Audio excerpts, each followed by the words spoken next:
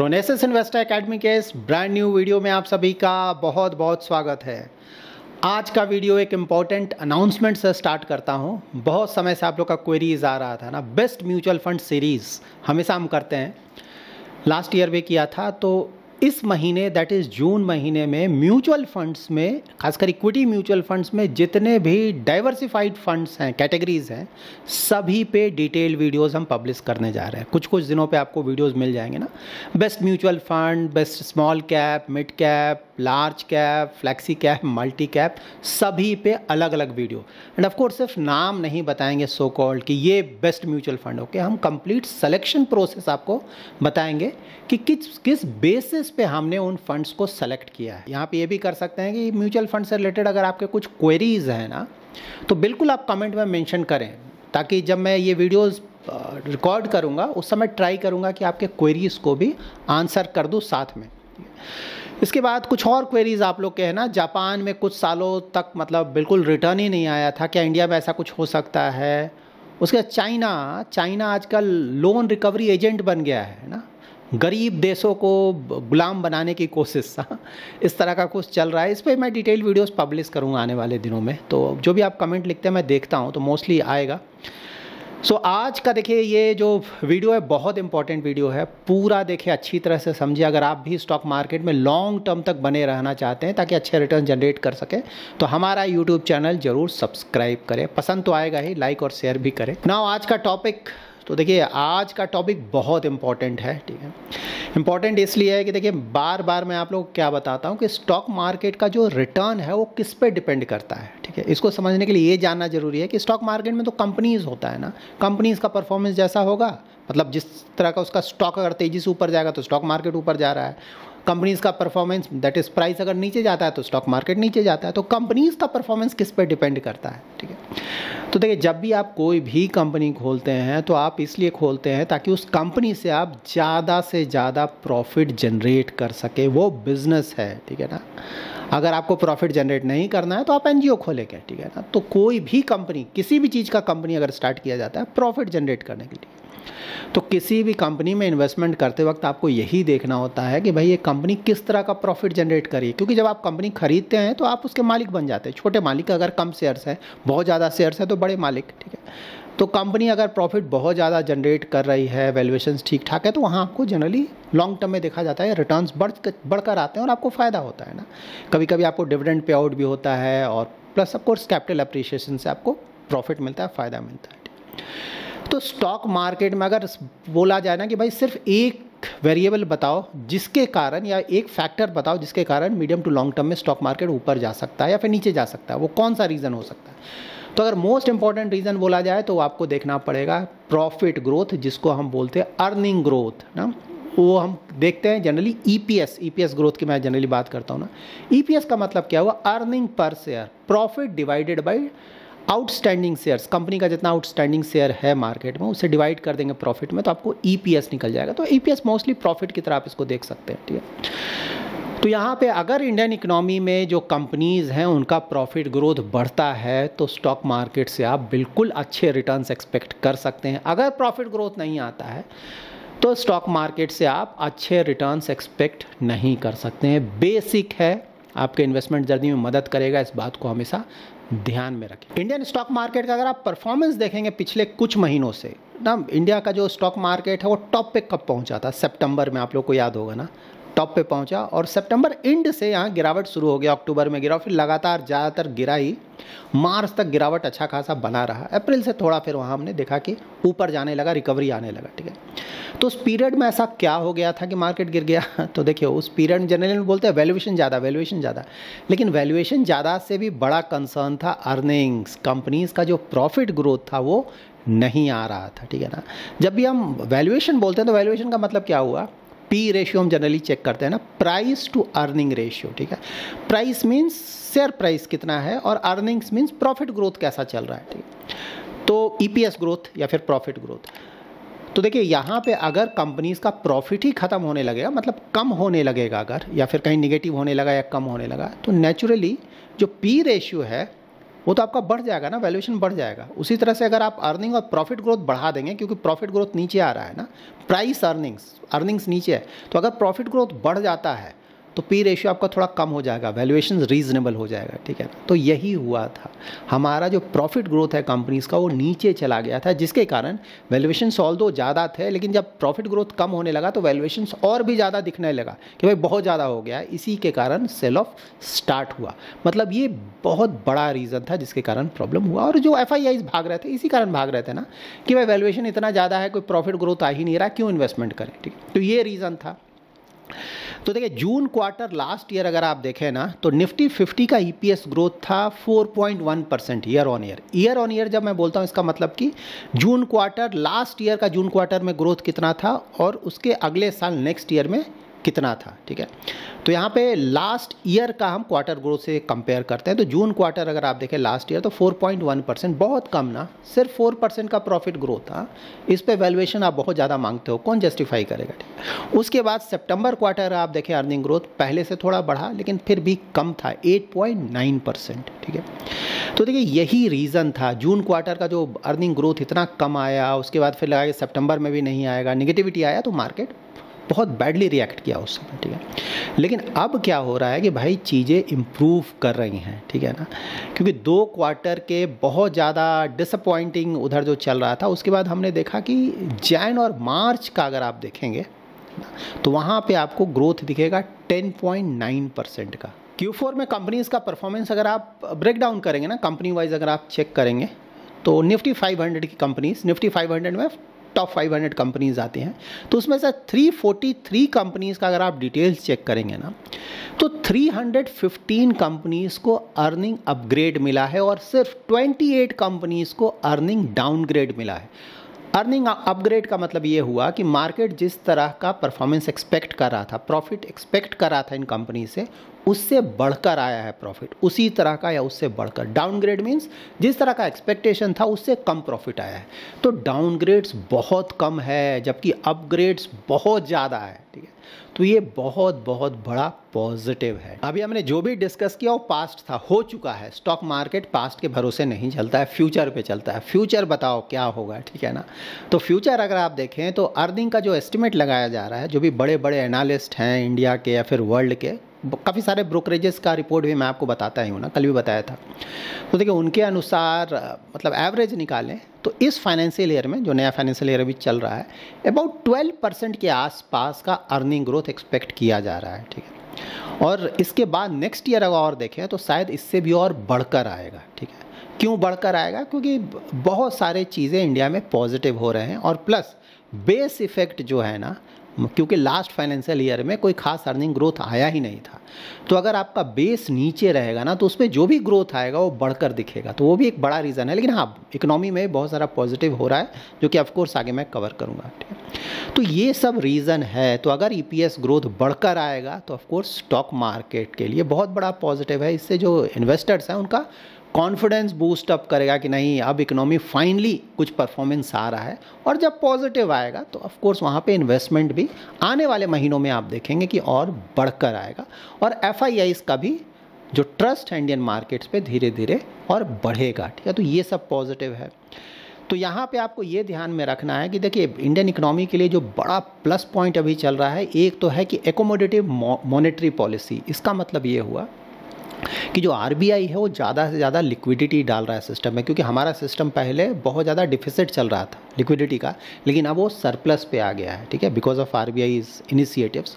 और साथ साथ RBI रेट कट भी बहुत तेज़ी से कर रहा है, 50 बेसिस पॉइंट ऑलरेडी कर चुका है और फिर से इसी वीक मोस्टली फ्राइडे को अनाउंसमेंट होगा और रेट कट का, उसके बारे में भी आगे डिस्कस करेंगे। और उसके बाद जो गवर्नमेंट का कैपिटल एक्सपेंडिचर है ना, जो कि इलेक्शन के कारण बुरी तरह से हिट हुआ था, जिसका नेगेटिव असर इकोनॉमी पे पड़ा था, वो जोर शोर से फिर से शुरू हो चुका है। तो ये बहुत बड़ा बूस्ट दे रहा है, ठीक है। तो यहाँ पे ध्यान में आप रखें कि ये जो कुछ भी इनिशिएटिव्स लिया जा रहा है, इसका असर इंडियन इकोनॉमी पे ऑलरेडी पड़ने लगा है और धीरे धीरे इसका असर और पॉजिटिव डायरेक्शन में ज़्यादा पड़ेगा आने वाले महीनों में, आप देखेंगे।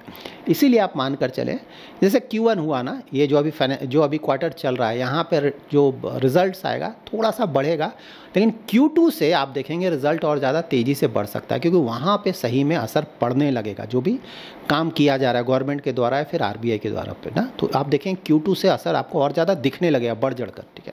तो इस तरह से इसको देखें।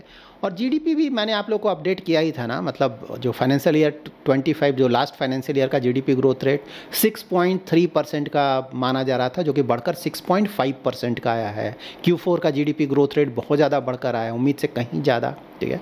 और फाइनेंशियल ईयर 2024 का भी हमने रिवाइज़ किया है, मतलब आया था 8.2%, उसको रिवाइज़ करके 9.2% कर दिया गया है।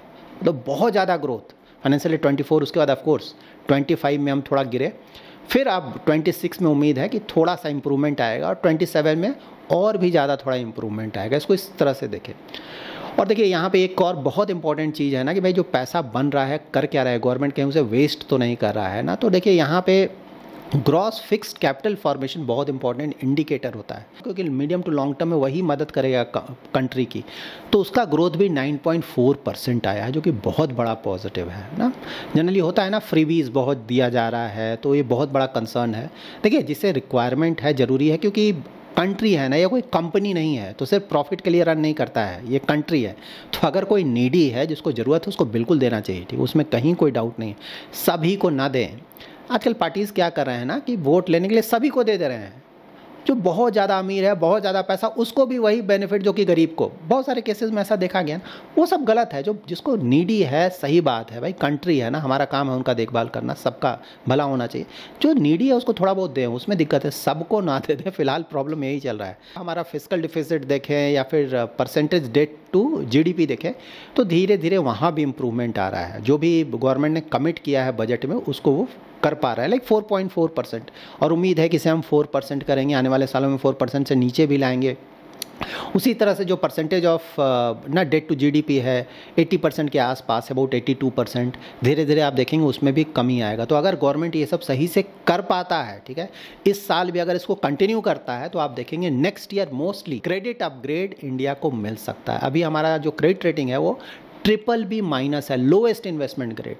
यहाँ से अगर हमें क्रेडिट अपग्रेड मिलता है रेटिंग एजेंसीज द्वारा, तो बहुत बड़ा पॉजिटिव है। हमारा जो कॉस्ट ऑफ फंड्स होगा ना कंट्री का या फिर जो कंपनीज़ का, वो घट जाएगा, जिसके कारण इकोनॉमी के लिए बहुत बड़ा पॉजिटिव होगा। और प्लस FIIs का और ज़्यादा पैसा आएगा इंडिया में।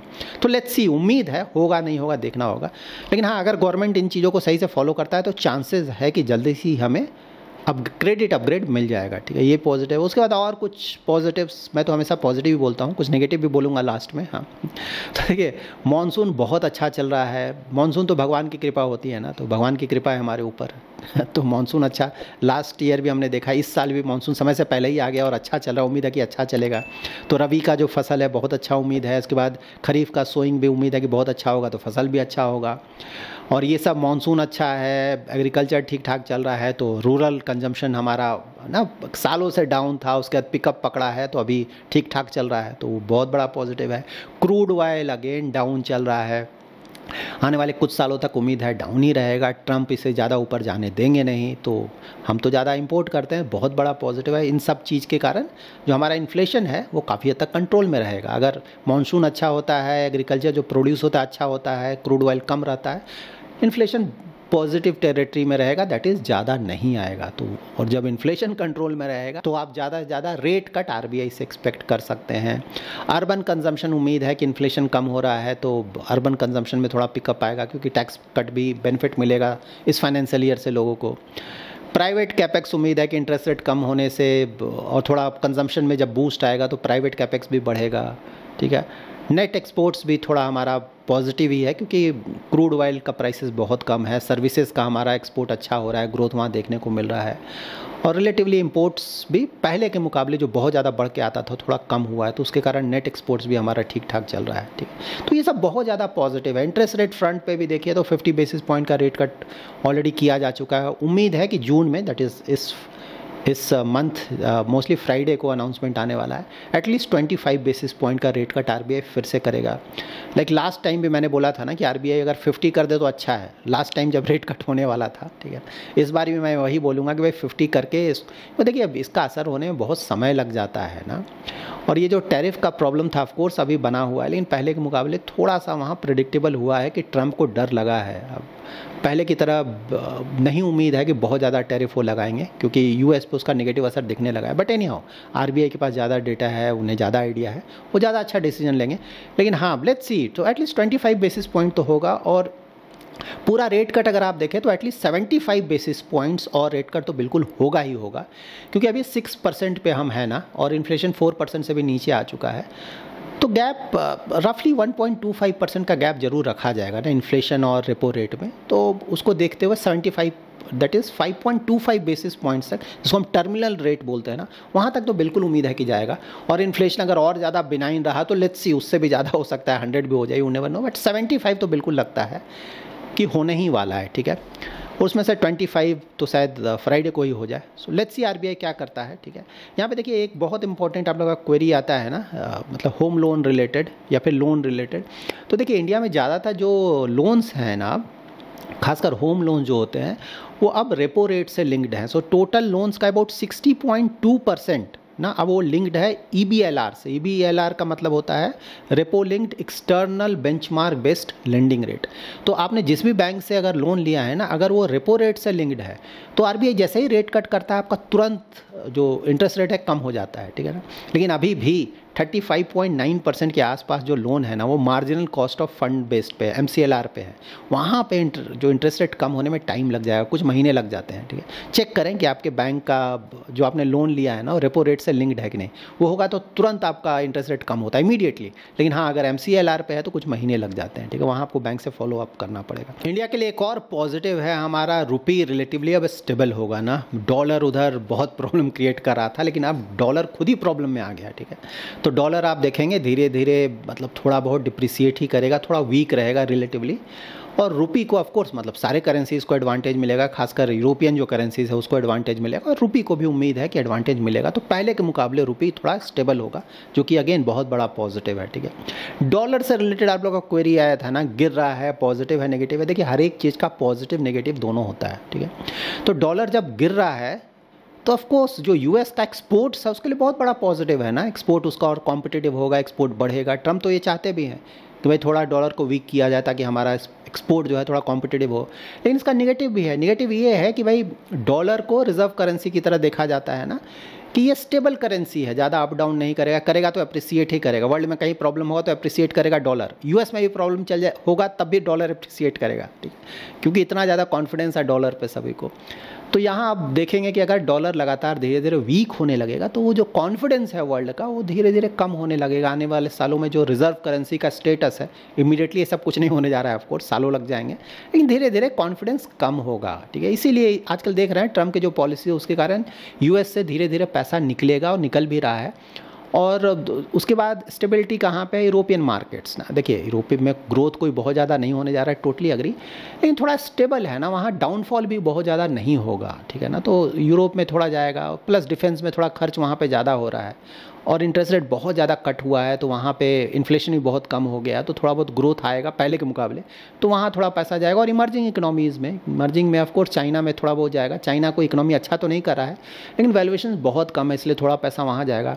इंडिया में ऑफकोर्स पैसा आएगा क्योंकि ग्रोथ वहाँ यहाँ वापस आने लगा है। तो आने वाले समय में आप बिल्कुल देखेंगे कि FII जो ना कभी आ रहे हैं कभी जा रहे हैं, वो थोड़ा ज़्यादा पैसा इंडिया में लाएंगे। आने वाले महीनों में आपको ये देखने को मिल सकता है, ठीक है।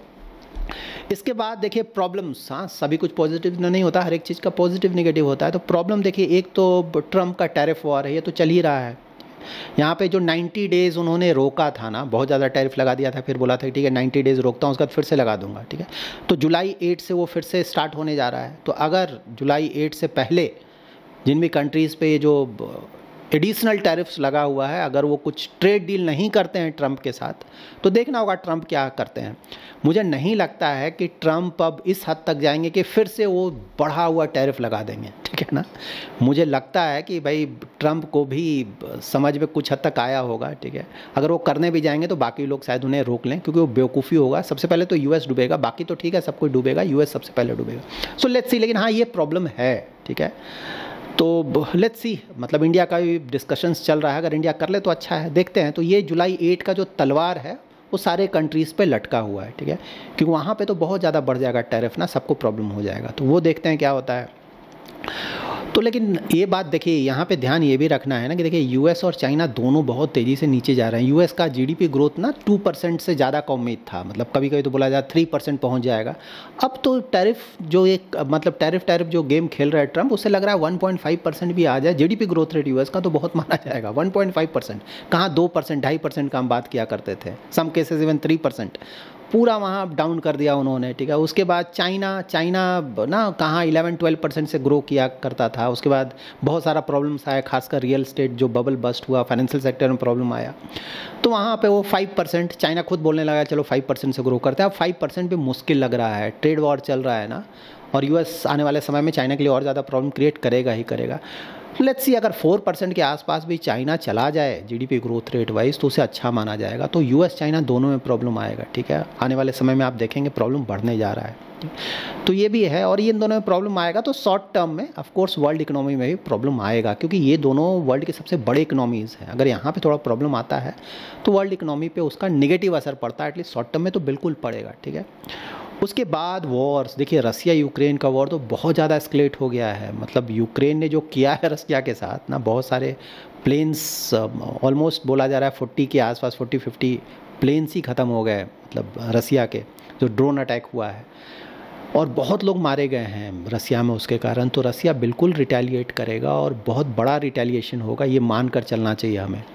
तो ये बहुत ज़्यादा एस्केलेट ऑलरेडी हो चुका है, हमें बोलना चाहिए, और ये नेगेटिव है ऑफ कोर्स वर्ल्ड मार्केट्स के लिए। तो लेट्स सी रसिया क्या करता है। अगर बहुत ज़्यादा कुछ होता है तो उसका बहुत ज़्यादा नेगेटिव असर पड़ेगा। ये जो क्रूड ऑयल का प्राइसेस काफ़ी कम है वो आप देखेंगे थोड़ा बढ़ जाएगा इसके कारण, और भी सप्लाई चेन में प्रॉब्लम्स आएगा, फूड प्राइसेस, इन्फ्लेशन थोड़ा बढ़ने का डर हो जाएगा उसके कारण। सो लेट्स सी क्या होता है, लेकिन इस पर हमें नज़र रखना चाहिए। उसी तरह इजराइल गाजा का जो प्रॉब्लम था ना, उधर लग रहा है चलो स्लो डाउन वाले, फिर से आ गया है। अब इजराइल ट्राई कर रहा है कि पूरा का पूरा गाजा को ही कंट्रोल में ले लिया जाए, तो इसके कारण भी कॉम्प्लिकेशंस आएंगे, प्रॉब्लम्स आएंगे। उसके बाद इंडिया पाकिस्तान, देखिए पाकिस्तान को इंडिया ने बहुत ज़्यादा पनिश किया है, ठीक है, और पाकिस्तान बहुत ज़्यादा झेल चुका है, बहुत ज़्यादा लॉसेस हुए हैं, और प्लस उसको फ़ोन करना पड़ा अपने एंड से इंडिया को कि भाई बंद करो, ठीक है। तो पाकिस्तान भी चाहेगा कि किसी मोमेंट पे उसका बदला लिया जाए, ठीक है ना। वो झूठ का पाकिस्तान कुछ भी बोल ले बाहर, लेकिन अंदर तो लॉस हुआ है, बहुत ज़्यादा लॉस हुआ है, ठीक है। तो ये भी हमें ध्यान में रखना चाहिए, ठीक है। पाकिस्तान आने वाले समय में कुछ ना कुछ ट्राई ज़रूर करेगा, और पाकिस्तान ट्राई करेगा तो ऑफकोर्स इंडिया उससे कई गुना ज़्यादा पनिश करने की कोशिश करेगा, जिससे एस्केलेशन हो सकता है, वो भी प्रॉब्लम आ सकता है। ये भी हमें दिमाग में रखना चाहिए कि ऐसा कुछ हो सकता है। नहीं हो तो अच्छी बात है भाई, सबके लिए अच्छा, लेकिन हो सकता है। और देखिए इन सभी से जो सबसे बड़ा प्रॉब्लम है वो चाइना ताइवान, ठीक है। आप लोग हमेशा बोलते हैं ना इंडिया पाकिस्तान को क्यों नहीं पूरा ले लेता है, POK को क्यों नहीं पूरा ले लेता है। तो आप ये देखिए कि जो चाइना है, ताइवान उसके सामने क्या है, छोटा सा है ना। चाइना जब चाहे ताइवान पे कब्जा कर सकता है, क्यों नहीं करा, सालों से बैठा हुआ है बेचारा। अब करेंगे, हिम्मत नहीं है उसकी कि ताइवान को, क्योंकि ताइवान नहीं है वहाँ पे US है, वहाँ पे यूरोपियन कंट्रीज़ हैं, वहाँ पे जापान है, ठीक है, बहुत सारे कंट्रीज़ हैं। तो अगर चाइना वहाँ जाएगा तो सारे कंट्रीज़ खड़ा हो जाएंगे ताइवान के साथ। प्रॉब्लम ये है। उसी तरह से जब आप पाकिस्तान की बात करते हैं ना, पाकिस्तान वहाँ पे चाइना एक तरफ खड़ा हो जाएगा, पीछे कहीं छिपकर US खड़ा हो जाएगा, फिर तुर्की खड़ा हो जाएगा। तो ये सब बहुत कॉम्प्लिकेशंस होते हैं। तो ये भी बहुत बड़ा इशू होने जा रहा है आने वाले सालों में। देखते हैं चाइना क्या करता है। चाइना ताइवान को तो बिल्कुल लेने का ट्राई करेगा, कब करेगा, ये बहुत बड़ा एस्केलेशन होगा। तो ये भी हमें ध्यान में रखना चाहिए, इसके कारण भी प्रॉब्लम हो सकते हैं। इमीडिएटली शायद नहीं हो, लेकिन आने वाले सालों में बिल्कुल हमें ध्यान में रखना चाहिए। बहुत बड़ा प्रॉब्लम है जो कि कभी भी एस्केलेट हो सकता है, ठीक है। तो यहाँ पे देखिए अगेन ये सब कुछ बताने के बाद मैं क्या बोलूँगा कि भाई डेली मार्केट का अप डाउन करने से पोर्टफोलियो पे चेंजेस ना करें, सीरियसली ना लें, ठीक है। अब जैसे इतना सारा मैंने पॉजिटिव बताया, ठीक है, अब मार्केट कल गिर जाएगा तो आप परेशान, अरे सब पॉजिटिव क्यों, अरे ये सब मत देखें। जो शॉर्ट टर्म का मार्केट का जो है ना वो न्यूज़ बेस्ड होता है। ट्रम्प ने कुछ बोल दिया, सही बात है, कल गिर जाएगा, निगेटिव कुछ बोल दिया, कुछ पॉजिटिव वाला ऊपर चल गया, ये सब चीज़ों को सीरियसली ना लें।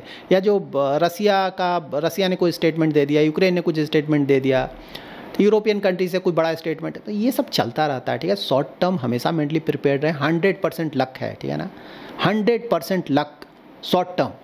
मीडियम टू लॉन्ग टर्म में ही मैटर करेगा फंडामेंटल्स, कंपनीज का परफॉर्मेंस कैसा है, उस सब के बेसिस पे इकोनॉमी कैसा चलो, उसके आधार पे आपको रिटर्न्स आएगा, ठीक है। तो अगर आप लॉन्ग टर्म तक बने रहेंगे ताकि अच्छे रिटर्न्स जनरेट कर सकें तो वहाँ पे आपको बिल्कुल फ़ायदा होगा। देखिए मतलब medium term 5 to 10 years, long term more than 10 years, इस तरह का होराइजन लेकर जाए ना। कुछ महीने का इन्वेस्टमेंट करके परेशान होना, 1 साल का अरे रिटर्न्स नहीं आ रहा है, भाई मार्केट को टाइम दे थोड़ा, ठीक है ना।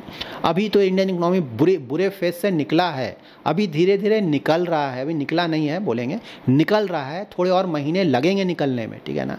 थोड़ा टाइम दे मार्केट को। ये साल मैंने पहले ही बताया, पोर्टफोलियो बनाएं, अच्छा पोर्टफोलियो बनाकर टिक जाएं, ठीक है ना, फिर धीरे धीरे आप देखेंगे रिटर्न्स आने लगेगा, ठीक है ना। तो जल्दबाजी में ना रहें कि कल रिटर्न आ जाएगा, न्यूज़ आज अच्छा न्यूज़ आएगा तो कल 50% का रिटर्न एक दिन में आपको चाहिए, ये सब नहीं होता है मार्केट में। बी प्रैक्टिकल, मार्केट ऐसा ही मूव करता है।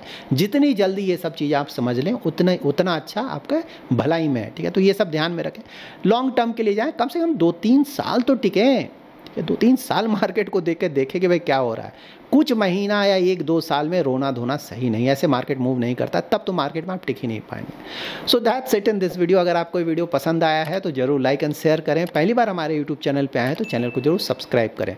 Thanks lot for watching.